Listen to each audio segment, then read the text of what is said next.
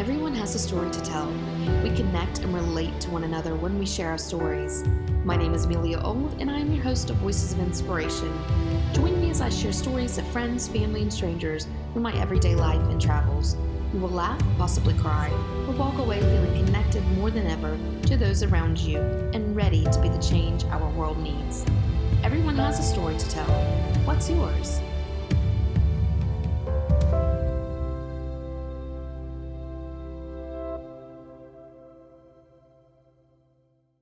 First of all, I want to say thank you for taking time to be with me today. I am so excited about this talk. We have a lot to talk about, actually, and you are so inspirational, and I can't wait to learn more about your path and your journey to where you are now. Thank you. Thanks for having me. So this morning when I was getting ready, I watched your TED Talk, Find Your Calling Where It Hurts, from 2019. And I want to encourage everyone to take time to watch it. And I'll link to it in the notes of this episode. But I immediately related to this message. My brother passed away when he was 18 years old. And that is where my own journey of service to others began. 3 weeks later, Hurricane Katrina happened. And all I could think about was just pouring myself into something else versus continuing the grieving that I was in that moment. And a quote at the time stuck with me, and it still does. And it's, sometimes in tragedy, we find our life's purpose. The eye sheds a tear to find its focus. And I felt like that was so in line with your message. You've had quite the journey. You started out as a criminal defense lawyer. And I just want to, can you talk about the moment that you decided to transition from this career to pursuing chocolate? Yes, thank you. And let me just also, before I begin, acknowledge your own grief and heartbreak and sorrow. And I think that it absolutely can be a sort of pathway for many of us, a doorway to a greater joy, kind of paradoxically. But for me, I did criminal defense law for almost 20 years, and I specialized in really serious felony cases and murder cases, and murder trials is really where I built my reputation. And but there was a particular murder case toward the end of that 20 years. It was very high profile and really emotionally just exhausting. And at the conclusion of that case, near the conclusion of the case, right before closing arguments, there was this moment with my client outside the courtroom in an ante room where lawyers can talk to their clients. It's a real small room so they can talk privately about whatever. And it was in that room and in that moment that I kind of saw that the roles were reversing between me as the advocate and a protector for my client, and my client then became sort of a protector in a way of me. And that's really not the way it's supposed to work. I wasn't really ready for that, but it really did sort of shift things for me. And then, it started to unfold after that. And then it wasn't too long after that I kind of noticed I could be in court on a really simple thing. I mean, just a court appearance, nothing really at stake. And I would have chest pains, and I learned later that it was probably a panic attack of sorts. And that's when it shifted for me. That's when I realized I needed to kind of find something else. I just didn't know what else to do. I didn't have any other ideas, but that's when it started. What led to chocolate? How did that come about? So that's a great question. And I did not have some like lifelong passion for chocolate. I didn't really at the time. I just kind of started developing hobbies. I bought a big green egg to learn how to cook outdoors, and then I started baking. Then I started making chocolate desserts. So that was kind of the pathway.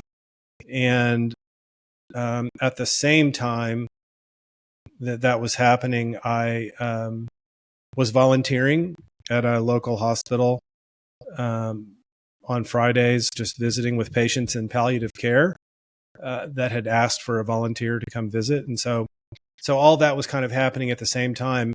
And it all happened over about a 5-year process. I just didn't know it was going to be 5 years at the time, but just really desperately searching. And then one thing led to another, and I just kind of landed on chocolate, really. You decided to go straight to the source to get your beans. What was that experience like the very first time you did that?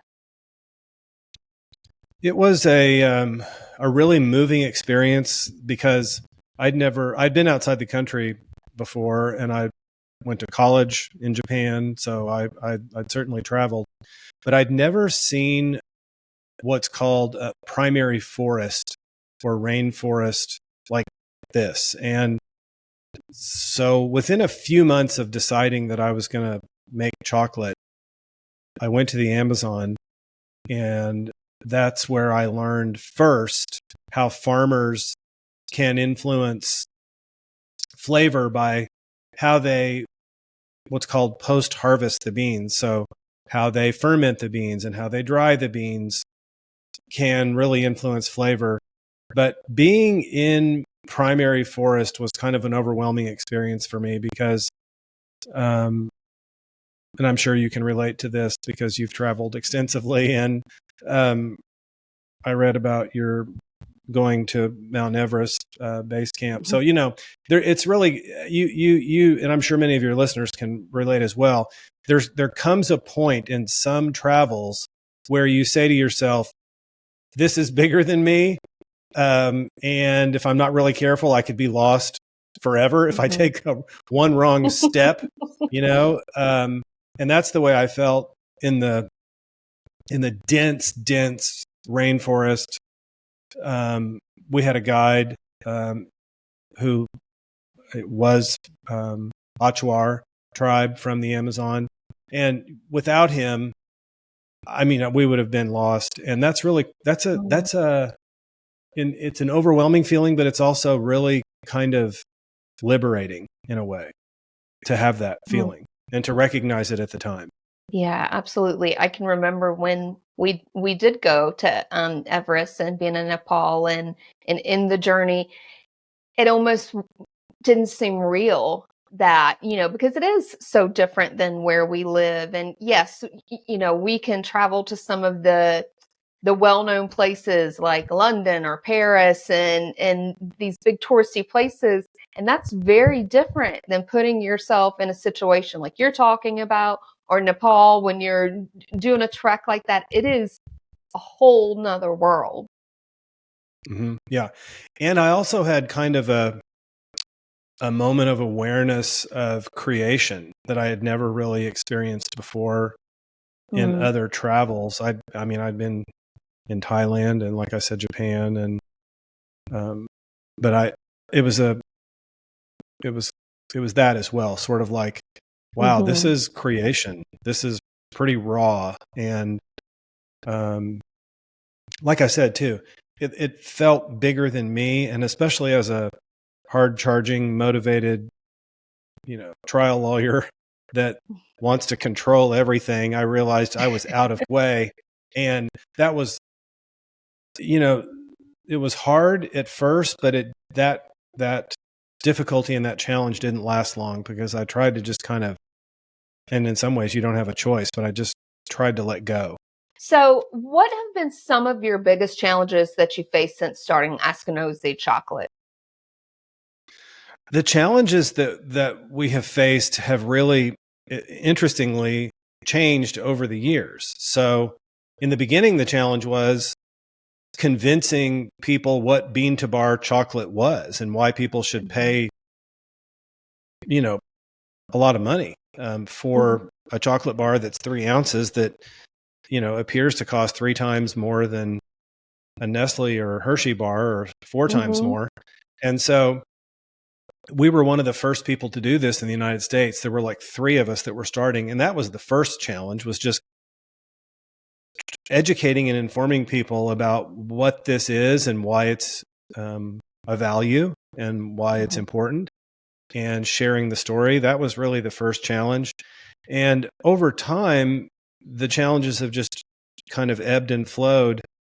Most recently, the challenge is that right now the price of cocoa beans has skyrocketed, and in the last 12 months, the price has increased about 300%. And that's our main ingredient. Now, fortunately, I go buy the beans myself and travel to meet with farmers every year. And in a few weeks, I'll be in Tanzania. And so I know these farmers quite well. In almost all cases, I'm approaching, nearly 20 years with some of these farmers. And so we will work through it. But, the price of that commodity just has a whole slew of challenges, and, considering price increasing for our own product and how to manage cash flow and all of those things.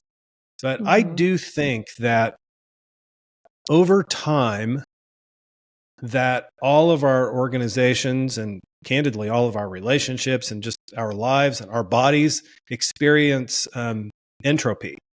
And we see the kind of erosion of the edges over time. And I mean, I see it in my body. I mean, I see it in my face. I can look at my face and think, wow, there's some entropy right there. But we have to decide how we will allocate resources to preserve the erosion where we can and where we choose to do that, with relationships, with our organizations.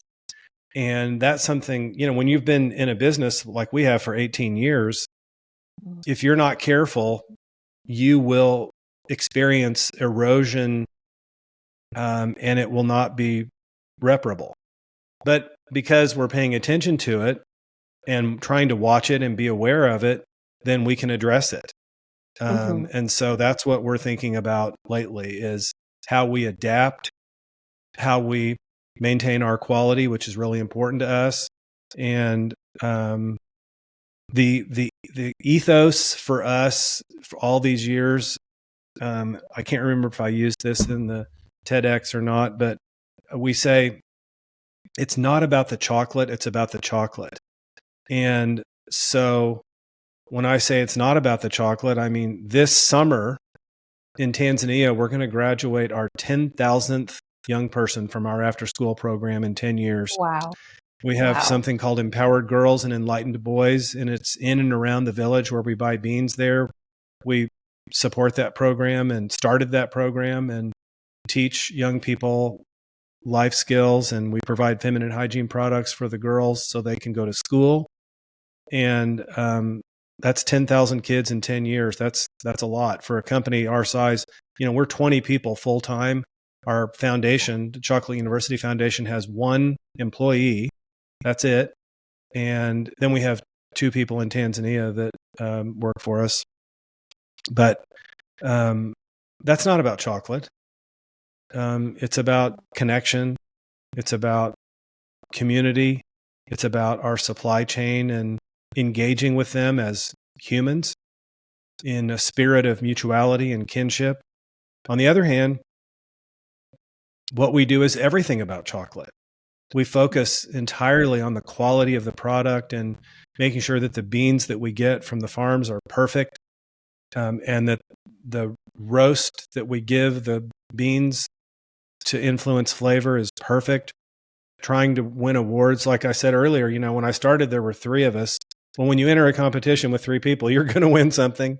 But now there's like 300, maybe 350 chocolate makers in the United States, but we're still Wow. winning awards. And that's something I'm really proud of, that we can balance those things, that, it's not about the chocolate, it's about the chocolate. And what that really boils down to is the product that we make is inseparable from who we are. And that's true for you. It's true for all of us, whether we provide a service or whatever. We can't separate who we are as people from what product we deliver or service we provide.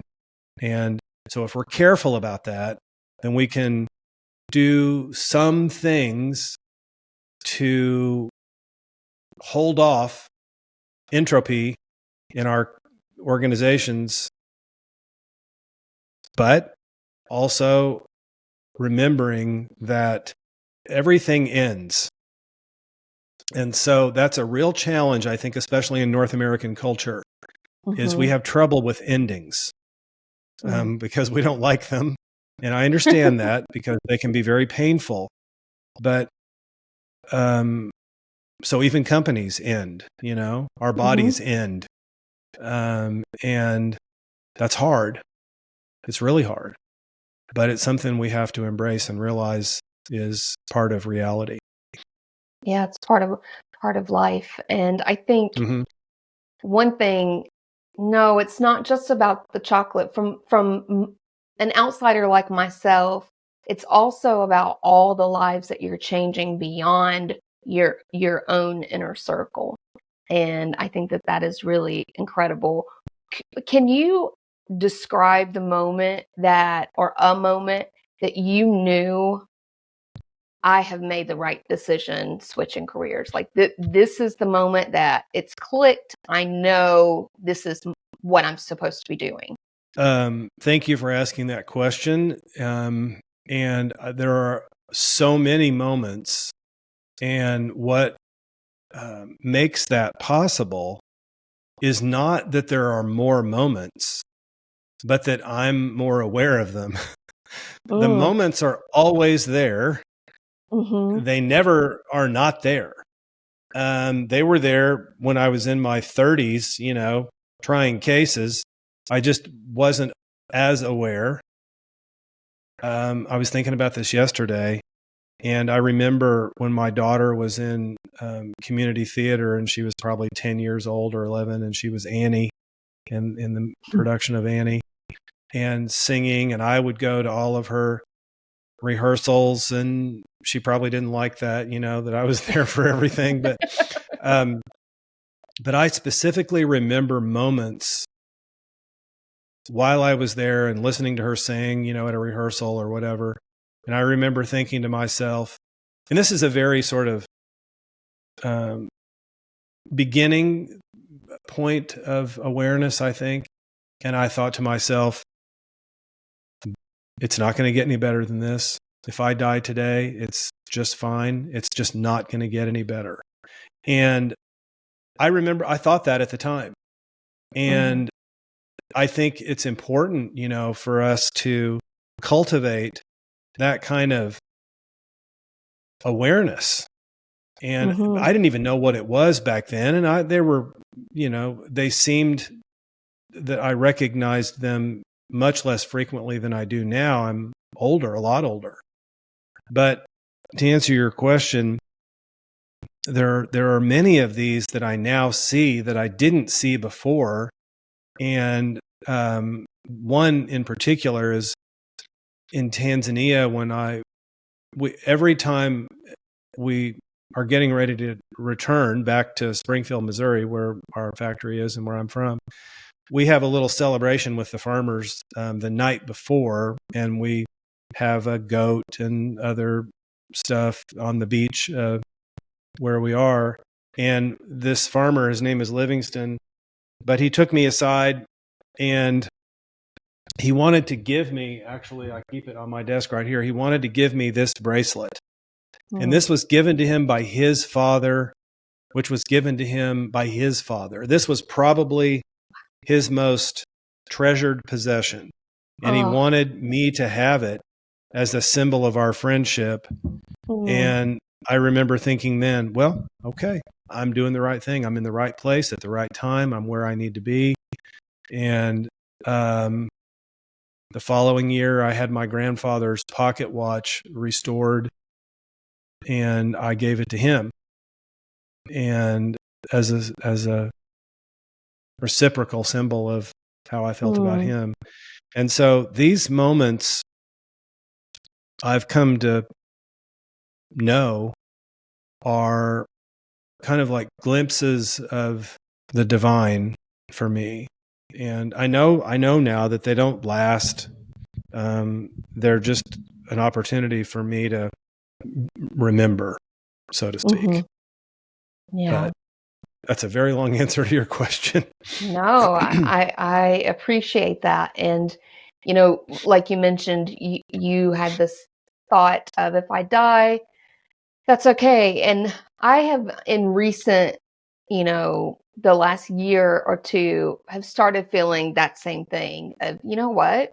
I've lived 1,000 lives, it feels, career wise and personally, Mm-hmm. and done a lot of different things. And so it's okay. And I think that's such a comforting feeling, because while, yes, there's so much more that we want to do, Mm-hmm. being aware of, the word you used, aware of that, is pretty powerful, in my opinion. How do you establish, or how did you start to establish relationships with these farmers that you work with? The way I started it was, first I had to find them, and that wasn't easy. And even back then, we had Google and everything. It's just that you couldn't Google, you could not use search technology to find them then, and you really can't do that now. Sure. There's some ways you could do it now that would be a little bit easier, but really I had to find them. And as a lawyer, I spent my life trying to find people, often people who didn't want me to find them, Sure. and so I'm used to, almost in the way of a journalist, kind of trying to find people and talk to them. And so that was very common for me. And that's what I did to find farmers. I just found people who knew other people. And I tried to just not give up when it seemed like I was hitting a wall. And once I found them, then we had to make sure that the farmers would be able to meet our specification for cocoa beans, that they're not regulated by the government, so that I could, directly contract with them and pay them directly, help them open bank accounts, profit share with them. And so that's, once we were able to establish all of that, then I just started going to visit them every year and looking at our cocoa beans and getting to know them, and then now their kids and now their grandkids. And so it's just like any other relationship. It takes time and effort. And I know that these are business relationships, but I also know that they're not just business relationships, and that they're friendships. And this past February, I took my 50th origin trip since I started the company. And so when I go to Tanzania in a couple of weeks, it'll be 51. And so that's how you do it. That's how you maintain this. And like I said before, it's a real spirit of mutuality and kinship, and not, like I'm some kind of solution provider, but really a business partner. What Can you talk a little bit more about the profit sharing with the farmers, and how you've seen that impact their communities and their families? The profit sharing is part of an open book management style that we use, and I used that as a lawyer. And it just basically means that we share numbers. We share the financial numbers and then teach what it means and then share in the outcome. And so from the very beginning, all those years ago, I knew that I wanted to include farmers in this and kind of let the open book management system apply to them as well, and not just employees in the company. And so what that looks like is us preparing consolidated financials and then putting them in their language. So in a few weeks, our financials will be in Swahili. And then we will show the farmers how we calculate the profit share and bring them money and hand them money. And we've done that every year. And we publish what we pay the farmers and how much we profit share with them on our website. It's not a fancy infographic. It's just a spreadsheet, but we put it on there, and it's audited by a local university accounting auditing class. But it's pretty simple. That's how we do it. And we pay the farmers a lot more money than they would otherwise have received all these years. And we also pay them in advance in most of the cases, like really far in advance. It's like an interest-free loan, for them to operate their harvesting business. And that's not easy for us because we don't have a lot of debt. We don't have a huge line of credit. And so we're operating out of cash flow. And that's a challenge for us sometimes, but it's how we've done it all these years. Wow. How have you seen it impact their communities? In the case of Tanzania, I can see it for sure. And the best way I can describe it is in about 9 years ago, we facilitated what we call a vision of greatness.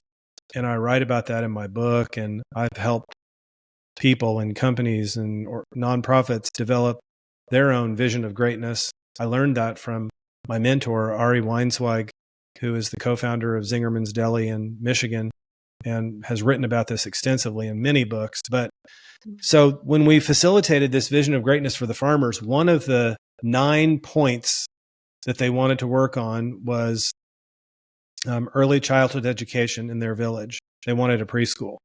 And so we provided the funding for the preschool, but they built it and they run it and they manage this school, which opened in January of 2020. Another example is, and this may sound overly simple, but it's very impactful for them. One of their vision points was to have homes in and around the village that had a metal roof instead of straw or thatched. And they reported to me last year that all of the farmers in the cooperative, so 40 families, now all have metal roofs because of the business that we've done with them. That's amazing. Yeah, and these are just some examples. The farmer I work with in Ecuador has been able to send all of his kids to college and one of his kids to medical school. Wow. So yeah, those are some examples. That's a huge impact. Some people are not aware of. I've spent time in Zambia and in some of the villages there, and the lack of access that they just don't have access to some things. Here's an example. Some of the nurses that I met with in this one village, first of all, the patients would have to travel miles and miles because they didn't live near the village, and they would travel by bike or by foot. And if they were pregnant, they would go to this room in this building, and they would just stay there, like in the last couple of weeks of their due date, and they would just stay there until they had the baby, not knowing when they were going to have the baby. And they had no light. And if they gave birth at night, the nurses would use the light from their cell phone to help these women give birth. And so the impact that you and your company have made on these communities is pretty incredible. I mean, with the 40 families with metal roofs, that's a big deal. And I know that some people aren't aware or don't think about that something that might seem small to us is life-changing for them. Yes, you're absolutely right. And what an experience that you had in Zambia. I mean, that's something you won't ever forget. No. And so I wish more people could have those kind of experiences. I could talk for hours about that experience and the families that I met with and the challenges that they faced. It was definitely a life-changing experience, to say the least. Yeah. You mentioned No, you're right. earlier Chocolate University. Can you talk a little bit more about the impact of that and exactly what it is and how that's impacted the students and the communities that are involved? Well, that's quite a segue. I don't know if you planned it like that, but so what we do, Chocolate University started when we started the company. So this is not new. And the idea was to engage the kids around the neighborhood of our factory in Springfield, Missouri. And it was we located the factory in a very old building. It was built in 1894 and in a part of our community that was undergoing revitalization and where many social services were on our street. Our largest homeless shelter was there. And there were 85 kids a night in that shelter. And so we wanted to kind of look at the schools that they were going to and develop. So we started an elementary school program, a middle school program, high school program. Now we have a middle school summer school program. Wow. And now it's in the beginning and for many years, it was just a project in our company. There was no separate entity. Now there's the Chocolate University Foundation. And it's run by donations from our company and from donors around the United States. And it's a 501c3 nonprofit with a board of directors. My daughter and I are on it as non-voting board members. It's and it operates all of these things that we've been talking about. And the reason I mentioned that it was a nice segue is because our high school program for juniors and seniors in Southwest Missouri is to teach them, the ones that are selected. It's a really competitive program, and we pay all of the money except a $500 registration fee for the kids that are in it, which it's between $5,000 and $6,000 per student to do this. But they spend time in the spring semester learning about our business and everything, and then in the summer, they spend a week on the Drury University campus near our factory, getting to know each other and learning more about Tanzania language, culture, history. They go home and pack. We meet them at the airport and take them to Tanzania to meet cocoa farmers, just like you did in Zambia. And the experience that you had, how long ago was your trip to Zambia? I'm just curious. It's been quite a few years, maybe 7 or 8 years. Okay. Well, this is what I mean. So when you spoke a moment ago about your trip to Zambia, I could tell that even though it was 7 or 8 years ago, it still impacts you. It impacts your thinking and how you feel about things. Well, this is what we're trying to do with our Chocolate University students. And we've been doing this now for 14 years. We've taken kids every other year to Tanzania, and I'm still in touch with students from the first trip in 2010. They were part of our 2009 group. One of them is now a tax lawyer in Las Vegas, and he's on our board of directors. And another one is an executive at TikTok in Austin, and I see him almost every time I'm there, and I'm there a lot because I have grandchildren there. And they still talk about how impactful the trip was, 14 years ago. And so it's really quite amazing. And I had no idea at the time that, a 2-week experience that is transformational really can influence how you think about life and how you move forward in life. And that's what Chocolate University is all about. We want to do two things. One, we want to inspire young people that business can be a force for good in the world. And secondly, really importantly, that there's a world beyond their own. And this isn't like nothing wrong with a mission trip, but this is not like a mission trip where you go build a building for a week and, take pictures for Instagram so people can think you're a good person. That's not what this is. This is an opportunity. And I tell the students this, I'm like, hey, you're going to see what we do there, and you'll have a chance to roll up your sleeves and help, but you're not really helping. I mean, it's what you're going to do if you let this trip wash over you, and if you will receive the hospitality that's going to overwhelm you, and if you can receive that and let your heart change, that's where the work happens.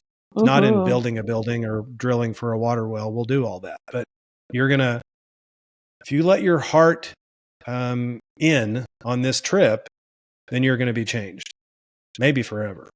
That's what Chocolate University is about. I love that.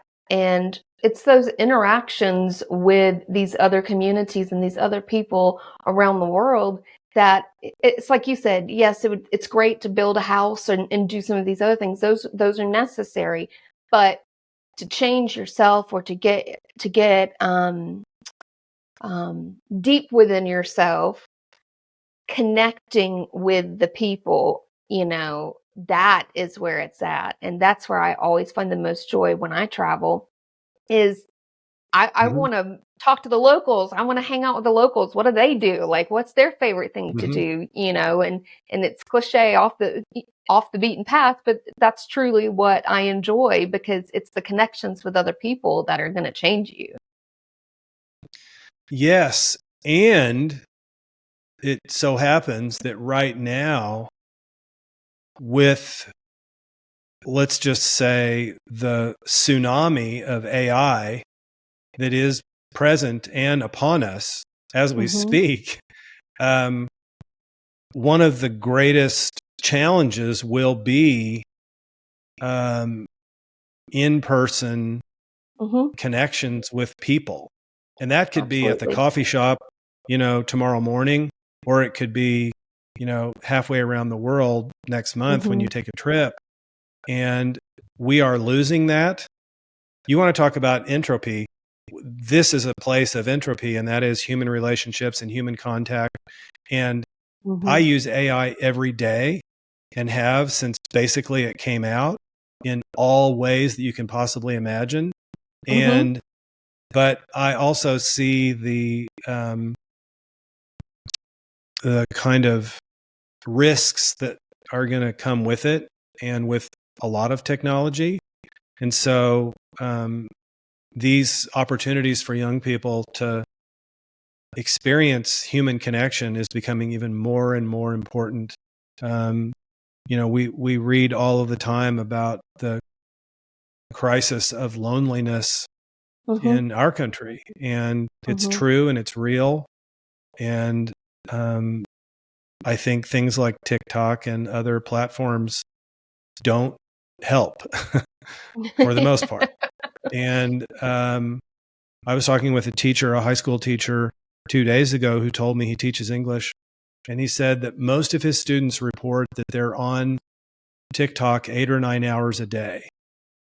Wow. And that's a problem.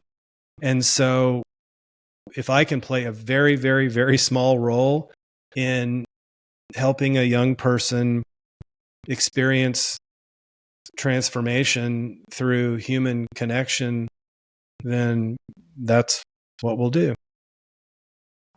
I also don't think that the pandemic really helped. I've spoken to a couple of therapists locally even who talk to me about they're still seeing patients who are still struggling from the pandemic and how we were cut off from each other. And that lack of interaction. I know even for myself, when I first started getting back into traveling and things, it felt weird, Hmm. And so I Hmm. think that some people, a lot of people, are still struggling from that. I agree. And we haven't talked about this, but 24 years ago, I co-founded a grief center in Southwest Missouri. It's called Lost and Found Grief Center. And it's for children and families who've experienced the death of a loved one. And I'm not sure how old you were when your brother died, but if you'd lived in Southwest Missouri and you wanted to come to a group, we would have had one for you. And in 24 years, we've served 20,000 people in Southwest Missouri, all free. Wow. And all mostly by group, which there's quite a power of healing in support groups like this. But I myself have been a facilitator in a teen group for over 13 years. And so we have experienced at Lost and Found, we have had, families who have had a loved one die from COVID. And the Wall Street Journal estimated that in the United States, there were 9 million people grieving from the death of a loved one of COVID, that were immediate or next to immediate families. And when you start, extrapolating that combined with what you were just talking about the challenges of separation and isolation during the pandemic, we will, I believe that we will, and we are experiencing the wake effect of all of that for years to come.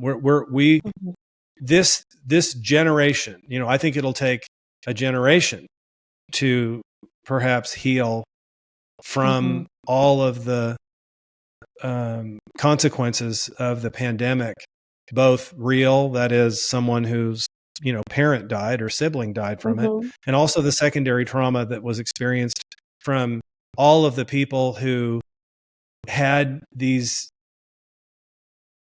sort of like trigger experiences from their own grief, not related to COVID, all brought to the surface because of the suffering that was happening and the isolation and separation. And so we see it in our young people. I see it in the teens that I work with at Lost and Found.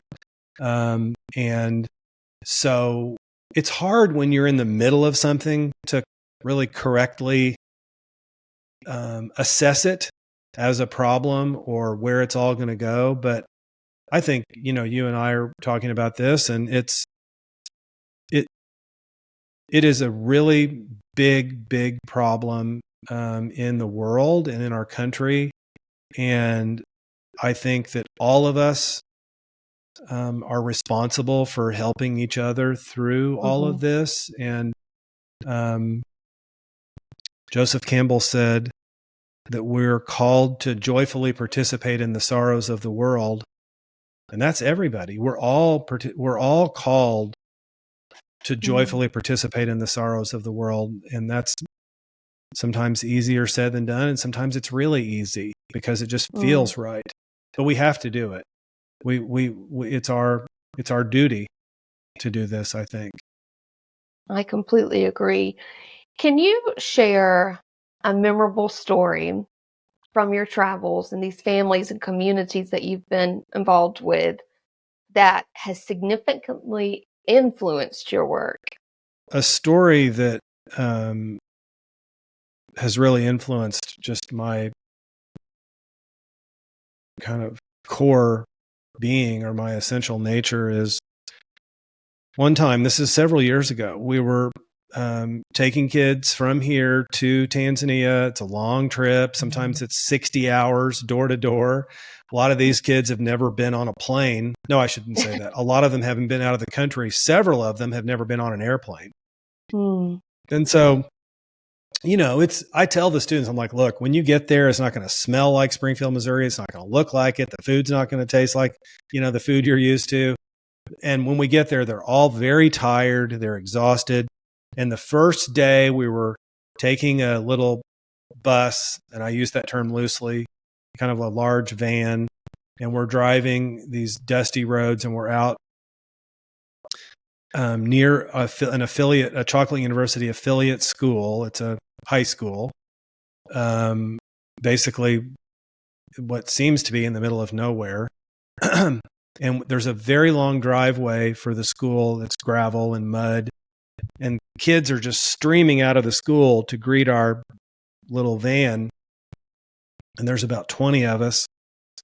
And they start singing in English. We are happy to see you. We are happy to see you. And just a simple little song. And so 1,000 kids, are greeting 20 of us, and they just enveloped us. And I took a video of this, and it was just like everybody was consumed by this larger group. And I stopped videoing because I wanted to be part of it. I wanted to be in the group. They were all singing, and you can imagine not a single person in the group was immune from tears that in that moment, including me. And I've been there many times. And I've thought about that moment so many times, so many times since then. And it's taken on deeper and deeper and deeper meaning each time I reflect on it. But in the beginning, I remember thinking, in the very beginning, like at that moment, I thought to myself, I was so overwhelmed. And I told the kids later, I'm like, here's what happened. You were overwhelmed by this hospitality that you weren't built for. You're just not used to it. You can't take it. It's too much. And I remember thinking, like, at that moment, I was like, I think this is what heaven might be like. I'm going to get off of the bus and I won't be able to, it's just too much. I can't take it. I just can't take it. It's like a blanket of hospitality that is overwhelming. It brings us to our knees. And that's what I would say, answer to your question, that's one thing that's happened, that'll always be with me, because that is what we were talking about earlier. It was a glimpse of reality. It was true. And I got to see it for a minute, but it's still with me, It's an authentic, genuine experience. And I think that your point of they're not built for it, because again, I go back to things are just so different here. We were raised different here in the States. And when you go to other countries and to especially some of the smaller areas that are not as, big tourist destinations, the hospitality is above and beyond it and most of those places. I have felt that, and maybe not with 1,000 children singing to me, but I have felt that hospitality in many of the places that I visited as well. And it's so different than it is here. And it's something I think everyone should be able to experience. I agree. And maybe, like when we travel to these places, maybe we can bring back a little piece of that, and incorporate that into our lives. And that's how, absolutely, hopefully that's how it happens. What advice would you give to someone looking to make a career change the way you did in finding their purpose? And do you have any advice? Well, that's a tough one. It's I've the practical thing, I talk to people all the time about this, and I'm like, one of the first things I say is, what's your financial situation? I mean, can you practically do this? Let's talk about that. And I know that sounds kind of boring, but it's important, because the practical considerations, especially depending on your situation, I think that's something worthy of consideration and very practical. But I try to understand, is the person drawn to something else, or are they pushing away from their present experience? And so I think that's really important. I think it's important now. I mean, I feel like I have a better sense of that now than I did then. And I was kind of looking to get away from what I was doing and trying to find a new inspiration. And so that's the advice that I have is, look at the practical things and then find a trusted friend or group of friends that you can meet with and gain wisdom from about this thing that you're thinking about doing, maybe a coach or a counselor or someone that you're working with, to really kind of work through this and see if you need to adjust your mindset and stay where you are, should I stay or should I go? And you're probably too young to know that song, but anyway, and I know it. and so I think that's an important assessment. And then if it's really I need to go, I think it's important to do the work. And there can be some really hard work. Otherwise, you'll be asking yourself the same question: should I stay or go? 3 years from now, 4 years from now, and so. And this work is challenging in many ways, but it's worth it, to do this work. And it all kind of melds together: life and business, and our career, our vocation, our calling, and the hobbies that we have, our interaction with families. Our families. And I know that doesn't sound very specific when it comes to advice, but I don't have any it's hard. I'm just going to say it. This is not easy for most people. And I think it's even more challenging now than when I did it 20 years ago. And I think one of the reasons is because technology has made it even more attractive and at the same time, paradoxically, challenging, because the choices are even more varied now. And everything seems possible now. Everything, anything you want to figure out how to raise sheep. I'm sure you can go somewhere and go to the ranch and figure out how to do that. You want to learn how to make pottery. You can go. You can. It's endless, and that's where the paradox of choice hurts us and paralyzes us. And so this is a tough path. But even if you end up staying where you are, doing the work is never lost. It's never wasted. I think those are some very good points. If people want to find you online, I know that you have a book out, which I purchased, and it arrives Wednesday, and I'm very excited about that. So you have a book out and a website and social media. If people want to find you online, where can they find you?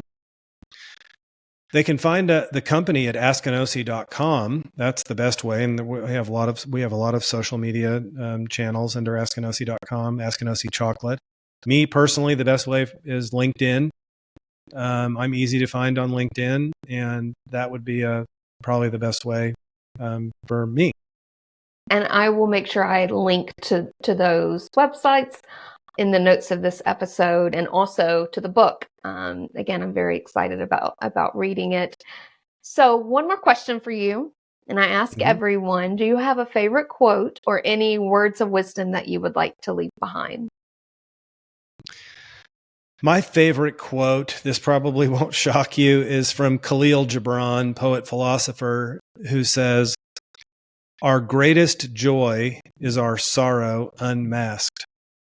And we talked about this in some ways at the beginning, and I think that you would probably agree, based on the sorrow and heartbreak over the death of your brother and where you are today as a human.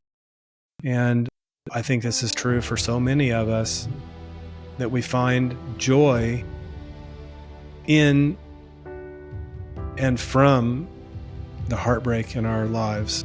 So yeah, that's what I would say. Thank you so much for taking time to be with me.